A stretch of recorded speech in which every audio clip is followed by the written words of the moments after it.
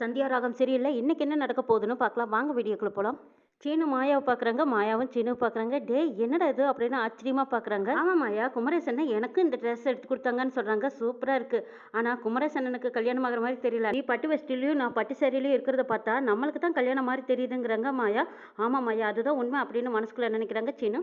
ரொம்ப சூப்பராக இருக்குது. சரி 2 பேரும் சேர்ந்து செல்ஃபி எடுத்துக்கலாமான்னு செல்ஃபி எடுத்துக்கிறாங்க. சரி இந்த வேலை முடியறதுக்கு எவ்வளோ நேரம் ஆகுன்னு கேட்குறாங்க. மத்தியானத்துக்கு மேலே ஆனாலும் ஆகலாங்கிறாங்க. அப்படியா, அப்போ நான் பவானி வீட்டுக்கு போகிறேன்னு போய் சொல்லிட்டு நான் கிளம்பி வரேங்கிறாங்க. சரி அதே மாதிரி சொல்லிட்டு வாங்குறாங்க. சரி இரு, நான் ஹேண்ட்பேக் எடுக்க மறந்துட்டேன், போய் எடுத்துகிட்டு வரேன்ட்டு மாயா ரூமுக்குள்ளே போயிடுறாங்க. இங்கே சீனு மட்டும் வெயிட் பண்ணிட்டு இருக்காங்க. அந்த நேரம் பார்த்து கரெக்டாக ஜானகி வந்துட்டாங்க. டே சீனு, கல்யாண மாப்பிள்ள மாதிரி ட்ரெஸ் பண்ணிக்கிட்டு என்னடா கிளம்பிட்டே அப்படிங்கிறாங்க. அத்தை அதான் நேற்றே சொன்னேனே நான் கல்யாணத்துக்கு போகிறேன்னு. அட சாமி, டே பார்த்துடா, நீ தான் மாப்பிள்ளை நினச்சி அந்த பொண்ணு உனக்கு கட்டி வச்சிட போகிறாங்கடா. அந்த மாதிரி மாப்பிள்ளை குளத்தில் இருக்க ரொம்ப நல்லா இருக்கேடா அப்படிங்கிறாங்க ஜானகி. அத்தை அப்படி பார்த்தா அங்கே 10-20 பேர் மாப்பிள்ளையே சுற்றிட்டு இருப்பாங்க அத்தை. அதான் கல்யாண ட்ரெஸ் போல இருக்கு, எங்கள் எல்லாத்தையும் ஒரே மாதிரி போட்டுட்டு வச்சேன்னு சொல்லி சமாளிக்கிறாங்க சீனு. ஏய் சீனு, இப்படியே மொட்டை நெத்தியோட போகாதடா, கொஞ்சம் திருநீரு குங்குமம் வச்சுட்டு போடா, அப்பதான் திருஷ்டி படாமலையாவது இருக்கும் அப்படிங்கிறாங்க ஜானகி. சரிங்கிறாங்க சீனு. சரியத்தே நான் ஆசீர்வாதம் பண்ணுங்கன்னு காலில் விழுறாங்க. டேய் நீ நல்லா இரு. ஆமா என்னடா நினைச்சா தொப்பு தொப்புன்னு விழுந்துட்டு இருக்க, நேற்று தான் ஆசீர்வாதம் வாங்குறேன்னு வாங்கினேன், அப்புறம் இன்னைக்குமான்னு கேட்குறாங்க ஜானகி. அத்தை ஆசீர்வாதம் வாங்கி வச்சுக்கிறது நல்லதுதான் அத்தை அப்படின்னு சீனு விளையாட்டு போல சொல்றாங்க. என்னமோ போடா, சரி நீ நல்லா இரு, போயிட்டு வா, பத்திரமா பார்த்து போயிட்டு வான்னு சொல்லிட்டு ஜானகி அங்கிட்டு போறாங்க. அப்பாட சாமி தப்பிச்சோன்னு நினைக்கிறாங்க சீனு. அந்த பக்கம் பார்க்குறாங்க. மாயா ஒளிஞ்சு நின்று பார்த்துக்கிட்டே இருக்காங்க. மாயா என்னாச்சு, கிளம்பி வா போலாம் அப்படிங்கிறாங்க. ஆமாடா, நீ பட்டு வெஸ்டி பட்டு சட்டையிலேயே பெரியமா அவனை எத்தனை கேள்வி கேட்டாங்க, நான் பட்டு புடவையில் இருக்கிறத பார்த்தாங்க, அவ்வளவுதான் அப்படிங்கிறாங்க. சரி அதெல்லாம் இருக்கட்டும், நேராச்சு, சீக்கிரமா மாயாங்கிறாங்க. நீ முன்னாடி போடா, நான் பின்னாடியே வந்துடுறேங்கிறாங்க மாயா. மாயா ஒரு வழியா குடுகுடுன்னு போயிட்டாங்க. இந்த பக்கமா ஜானகி மாயா ரூமுக்கு வந்து பார்க்குறாங்க. வெட்டு நம்ம துணியா கிடக்குது. அடடா எப்படி போட்டு வச்சிருக்காங்க பாரு, துணி எல்லாத்தையும் இப்படி போட்டு வச்சிருக்காங்களே. இந்த ரூம்ல 1க்கு 2 பொட்ட பிள்ளைங்க இருக்காங்க, எப்படி போட்டு வச்சிருக்காங்க. இவங்களுக்கெல்லாம் கல்யாணம் பண்ணி வச்சா இவங்களை எப்படிதான் குடும்பம் நடத்த போறாங்களோன்னு பேசிக்கிட்டே போறாங்க ஜானகி. சீனு வெளியில பைக் ஸ்டார்ட் பண்ணி வெயிட் பண்ணிட்டு இருக்காங்க. மாயாவும் வந்ததும் உட்காந்துக்கிறாங்க. சீனு போலாம் அப்படிங்கிறாங்க. சரி இந்த வீட்டுக்கு மறுபடியும் நம்ம திரும்பி வரப்போறோமோ இல்லையோ தெரியலையேன்னு சீனுவுக்கே சந்தேகம் வந்துருச்சு. மறுபடியும் வரவோமா மாட்டோமா, சரி ஆண்டவன் செயல் அப்படின்னு நினைச்சிட்டு இருக்காங்க. சீனு போலாம் அப்படின்னு மாயா சொன்னதுக்கு அப்புறமா போலாம் அப்படின்னு 2 பேரும் கிளம்பி போறாங்க. ரெஜிஸ்டர் ஆபீஸ்ல யாரோட கல்யாணமோ அவங்க போட்டோவை ஒரு நோட்டீஸா முன்னாடி ஒட்டி வச்சிருக்காங்க. அந்த நோட்டீஸ்ல மாயா சீனுவோட ஜோடி போட்டோவையும் ஒட்டி வைக்கிறாங்க. குமார் ஒரு பொண்ணை நடிக்கிறதுக்காக கூட்டிட்டு வந்திருக்காங்க. தேவி நீ நடிக்கிறதுக்கு தான் கூட்டிட்டு வந்திருக்கிறேன், அந்த மாயா நம்புற அளவுக்கு நீ நடிச்சினா அது போதுங்கிறாங்க. அதெல்லாம் நான் பார்த்துக்கிறேன், நீங்கள் கவலைப்படாதீங்கிறாங்க தேவி. சரி நீ கல்யாணம் பொண்ணா நடிக்க வந்திருக்க, அதை கவனத்தில் வச்சுக்கோங்கிறாங்க குமார். நான் எல்லாம் சரியாக பண்ணிடுவேன், நீங்கள் சொதப்பிடாதீங்கன்னு சொல்கிறாங்க தேவி. நம்பிக்கையாக இருங்க, எல்லாம் நல்லபடியாக நடக்கும்னு பேசிட்டு இருக்கும்போது அங்கே மாயா சீனு 2 பேரும் வந்துடுறாங்க. மாயா வந்ததுமே இதோ இவ தான் நான் கட்டிக்க போகிற பொண்ணு, இவ பேர் தேவின்னு சொல்லி குமார் அறிமுகப்படுத்துறாங்க. ஆட்சி கையெழுத்து போட யாருமே வரலையே, கல்யாணம் நின்றுமோன்னு பயந்துட்டே இருந்தாங்கிறாங்க குமார். நீங்கள் ஒன்றும் பயப்படாதீங்க, நாங்கள் சாட்சி கையெழுத்து போட நாங்கள் தயாராக இருக்கோம், நாங்கள் இருக்கோம் உங்களுக்குங்கிறாங்க மாயா. குமார் கிட்ட ஜாலியாக கேட்குறாங்க, எல்லாம் ஓகேவான்னு. எல்லாம் ஓகேவா, ரெடியாக தான் இருக்குங்கிறாங்க குமார். சரி உள்ள போய் கல்யாணத்தை முடிச்சுட்டு வந்துடலாம் வாங்கன்னு மாயா கூப்பிடுறாங்க. மாயா அப்படியெல்லாம் போக முடியாது, நம்ம வருஷம் வரும்போது தான் நம்மளை கூப்பிடுவாங்க, அது வரைக்கும் நம்ம வெயிட் பண்ணி தான் ஆகணுங்கிறாங்க குமார். இன்னும் ரெஜிஸ்டர் வரலையா, அவர் எப்போ வருவார்னு நானும் சீனுவும் போய் கேட்டுட்டு வரோம், நீயும் தேவியும் போய் அந்த கடையில் இளநீ சாப்பிட்டுட்டு இருங்க, நாங்கள் வந்து கூப்பிடுறோங்கிறாங்க குமார். தேவியும் மாயாவும் இளநீர் கடைக்கு இளநீர் சாப்பிட போயிட்டாங்க. இந்த பக்கமா அண்ணே ரொம்ப லேட் ஆகுமான்னு சீனு கேட்குறாங்க. டே அதெல்லாம் ஒன்றும் லேட் ஆகாது, அவர் வந்ததும் கல்யாணத்தை முடிச்சிடலாம் வா உள்ள போய் கேட்கலான்ட்டு போகிறாங்க. அங்கே மகாலிக்கு நில பிரச்சனைக்காக அந்த சார் பதிவாளர் ஆஃபீஸ்க்கு வந்திருக்காங்க. அப்போ மாயா சீனுவோட ஃபோட்டோவை அவங்க கவனிக்கல. இப்படி வெளியில் வந்து பேசிகிட்டு இருக்கும்போது மாயாவை பார்த்துட்டாங்க. மாயா பட்டு புடவையில் கல்யாணம் பண்ண மாதிரி இருக்காளே அப்படின்ட்டு சந்தேகம் வருது. அப்போங்க பார்த்து மாயா கிட்ட ஒருத்தர் வந்து ஃபோன் கேட்குறாங்க.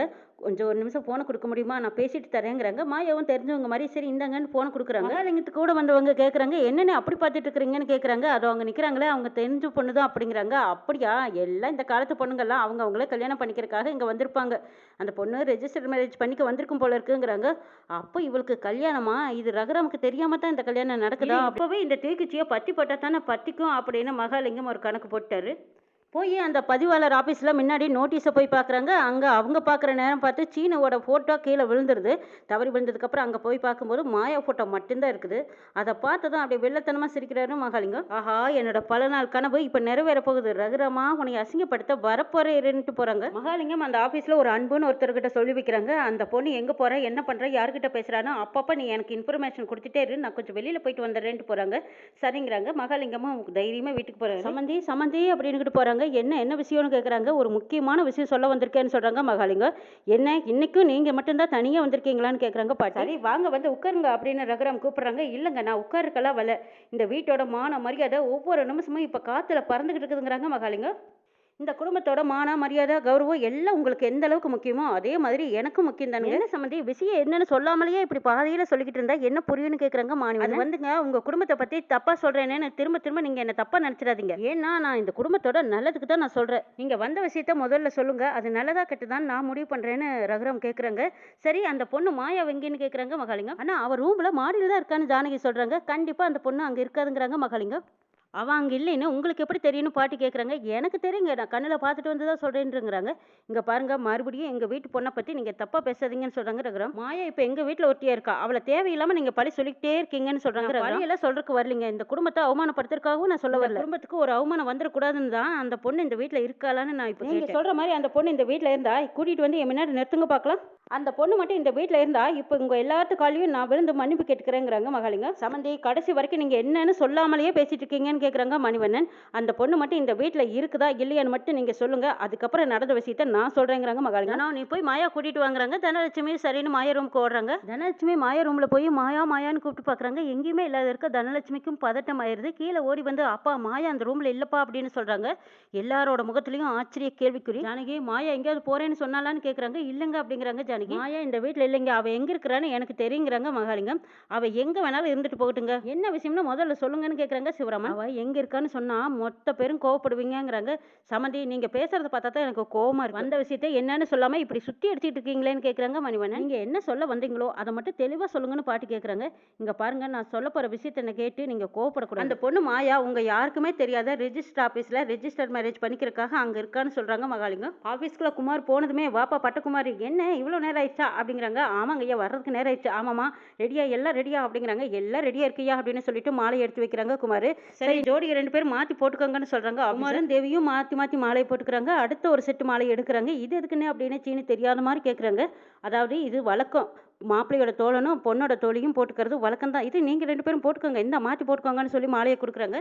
சீனுவும் மாயாவும் யோசிக்கிற மாதிரி யோசிச்சுட்டே இருக்கிறாங்க. என்ன வழக்கமோ அதை சீக்கிரமா முடியுங்கப்பா, எனக்கு இன்னும் 4 கல்யாணம் பண்ணி வைக்க வேண்டியதாக இருக்குங்கிறாங்க ஆஃபீஸர். சீனு மாயா 2 பேரும் மாலை மாற்றி போட்டுக்கிட்டதுக்கு அப்புறமா குமார் சொல்கிறாங்க, ஃபோட்டோக்காரரே எங்களையும் மாற்றி மாற்றி ஜோடி ஜோடியாக ஃபோட்டோ எடுங்க அப்படிங்கிறாங்க. ஃபோட்டோக்காரரும் வளைச்சு வளைச்சு எடுத்துட்டு இருக்காரு. இன்னும் கொஞ்சம் நேரத்தில் ரெக்கார்ட் நோட் வந்துடும், அதில் நீங்கள் சைன் பண்ணினீங்கன்னா உங்களுக்கு கல்யாணம் முடிஞ்ச மாதிரின்னு சொல்லிடுறாங்க. சரிங்கிறாங்க குமாரும் சீனுவும். ரெஜிஸ்டர் வந்ததும் உங்களை கூப்பிடுவாங்க, அது வரைக்கும் வெளியில் வெயிட் பண்ணுங்கன்னு சொல்கிறாங்க. சீனு மாயா 2 பேர் முன்னாடி போகிறாங்க, பின்னாடியே குமாரும் தேவியும் போயிருக்காங்க. மகாலிங்கம் வந்து சொன்ன செய்தியை கேட்டு ரகுராம் குடும்பத்தில் எல்லாம் தீயா பறக்குது. எல்லாருமே ஆக்ரோஷமா சரியான கோவத்துல அப்படி கொதிச்சு போய் நிக்கிறாங்க. நான் சொல்றதெல்லாம் உண்மை, உங்க வீட்டு பொண்ணு அவ யாரை லவ் பண்றாளோ அவனா இன்னும் கொஞ்ச நேரத்துல கல்யாணம் பண்ணிக்கிட்டு வந்து நிக்க போறான்னு சொல்றாங்க மகாலிங்கம். இங்க பாருங்க அவ எக்கட கிட்டு போட்டுன்னு நினைச்சீங்கன்னா அவளை அப்படியே தலைமுழுக்கிடுங்க. ஆனா உங்க கௌரவம் பாதிக்கும்னு நினைச்சீங்கன்னா இப்பவே என் கூட வாங்க, கல்யாணத்தை நிறுத்தி கூட்டிட்டு வரலாங்கிறாங்க. ரகுராமுக்கு சரியான கோவம் வந்துருச்சு. உங்க கௌரவத்தை காப்பாத்திக்கணும்னா இதோட நிறுத்திக்கோங்கன்னு சொல்றாங்க. மாயாவை பத்தி தப்பா பேசாதீங்க, அவ அந்த மாதிரி பொண்ணுமில்ல, அவ அப்படி பண்ணவும் மாட்டான்னு ரகுராம் உறுதியா ஆணித்தரமா சொல்றாங்க. ஆனா நானும் அப்படிதாங்க நினைச்சேன், நான் எப்ப ரெஜிஸ்டர் ஆபீஸ்ல பார்த்தனோ அப்பவே எல்லாம் தலைகீழா மாறி போச்சுங்கன்னு சொல்றாங்க மகாலிங்கம். ஏங்க ரெஜிஸ்டர் ஆஃபீஸ் போனவங்க எல்லாருமே கல்யாணம் பண்ணிக்குவாங்களா என்ன அப்படின்னு மணிவண்ணன் கேட்குறாங்க.